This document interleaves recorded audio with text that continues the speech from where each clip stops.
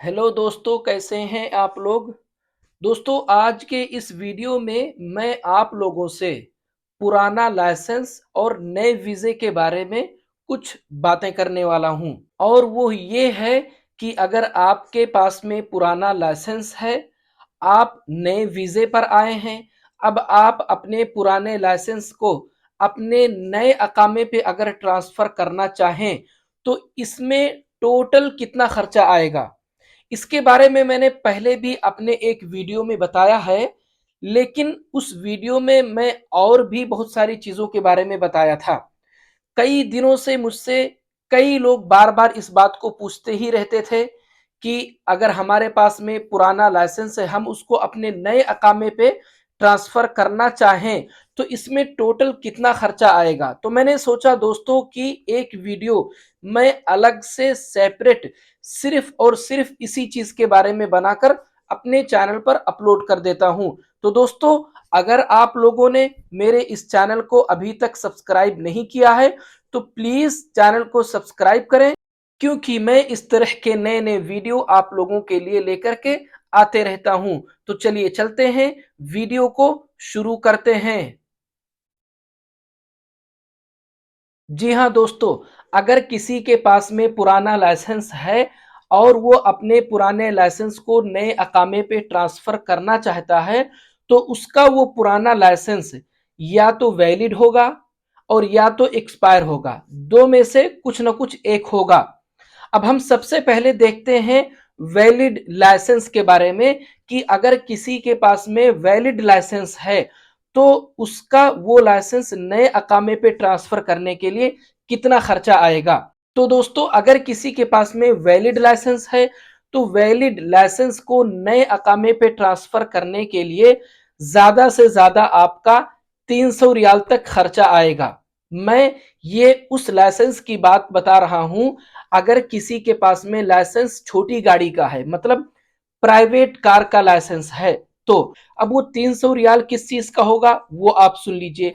सबसे पहला खर्चा जो होगा वो होगा आपका, जब मेडिकल आप जाके कराएंगे लाइसेंस का हॉस्पिटल से, तो मेडिकल का जो पैसा लगेगा। अब आप लोगों को भी पता है कि मेडिकल में आपका, मुझे ऐसा लगता है कि शायद 100 रियाल के आसपास कुछ लगता है, या हो सकता है कि 100 रियाल से थोड़ा कम या 100 रियाल से थोड़ा सा ज्यादा, मतलब हो सकता है कि 90 रियाल, 95 रियाल, या 110 रियाल, 115 रियाल, मतलब आप इसको 100 रियाल पकड़ कर चलिए। तो 100 रियाल हो गया आपका मेडिकल का।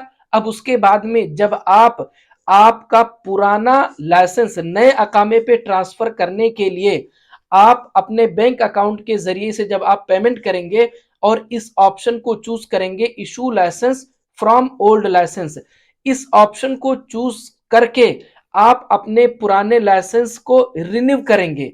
मतलब आप उसकी जो फीस है उसको आप पे करेंगे।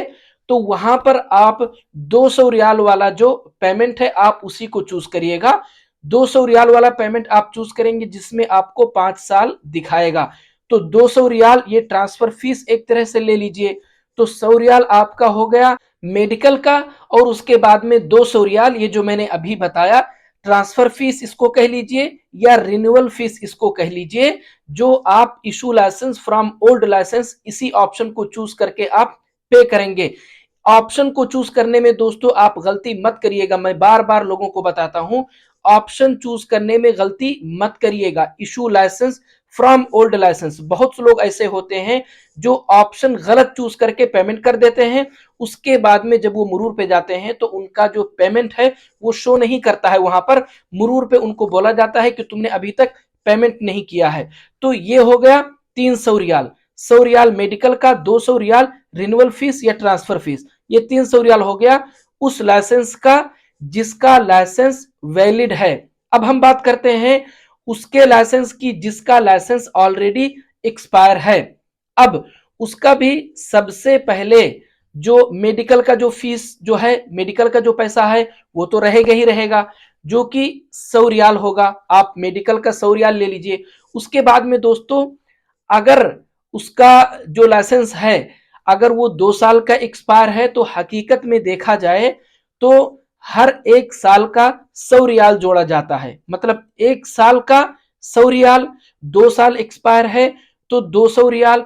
अब यहीं पर दोस्तों मैं आप लोगों को एक पॉइंट की बात बता दूं, अगर किसी का 1 साल और 1 महीना ज्यादा एक्सपायर है तो उसका भी 200 रियाल ही जोड़ा जाता है। अगर किसी का 2 साल, 1 महीना या 2 महीना या 3 महीना ज्यादा और भी एक्सपायर हो चुका है, मतलब 3 साल कंप्लीट एक्सपायर नहीं है, तो भी उसका 3 साल का ही जोड़ करके फाइन लिया जाएगा। तो अगर किसी का 2 साल एक्सपायर है तो 200 रियाल मान लेते हैं, किसी का 3 साल एक्सपायर है तो 300 रियाल मान लेते हैं। लेकिन मैंने जो देखा है दोस्तों, वो ये देखा है कि पता नहीं क्यों जब हम एक्सपायरी फाइन चेक करते हैं तो एक्सपायरी फाइन चेक करने के टाइम पे अगर किसी का 3 साल का एक्सपायर है तो उसका 300 रियाल नहीं आ रहा है, बल्कि कुछ एक्स्ट्रा भी वहां पर शो कर रहा है। जैसे फॉर एग्जाम्पल, अगर किसी का 3 साल का एक्सपायर है तो बजाय 300 रियाल शो करने के एक्स्ट्रा तकरीबन 50 रियाल के आसपास और शो कर रहा है।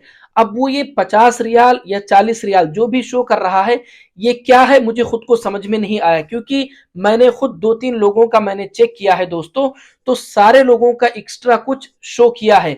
जैसे अगर किसी का 4 साल का एक्सपायर है तो उनका 400 रियाल ना शो करके 460 रियाल या 440 रियाल। कहने का मतलब यह है कि आप अपने माइंड में ये रखिए कि अगर आपका लाइसेंस 2 साल का एक्सपायर है तो आपका जो एक्सपायरी फाइन 200 रियाल से थोड़ा सा 30 रियाल, 40 रियाल या मैक्सिमम आप 50 रियाल पकड़ के चलिए कि 50 रियाल और एक्स्ट्रा टोटल 250 रियाल हो सकता है। अगर किसी का 4 साल का अगर एक्सपायर है तो वो ये मान के चले कि उसका 400 रियाल के बजाय एक्सपायरी फाइन 450 रियाल लग जाएगा। तो दोस्तों ये तो हम लोगों ने बात किया एक्सपायर लाइसेंस का जो एक्सपायरी फाइन है वो, तो ये एक्सपायरी फाइन मैंने आप लोगों को बता दिया। अब उसके अलावा आप अपने उस पुराने लाइसेंस को रिन्यू करने के लिए, चाहे आप उसको रिन्यूअल फीस बोल लीजिए या नए अकामे पे ट्रांसफर करने के लिए ट्रांसफर फीस बोल दीजिए, जो कि आप issue licence from old licence इस ऑप्शन को चूज करके पेमेंट करेंगे। तो वहां पर भी आप 200 रियाल वाला ऑप्शन चूज करिए जो कि 5 साल का दिखाएगा। आप 200 रियाल वहां पर पेमेंट करेंगे। तो अब हम टोटल अगर जोड़े एक्सपायर लाइसेंस का, तो सबसे पहला जो पेमेंट था वो था मेडिकल का 100 रियाल।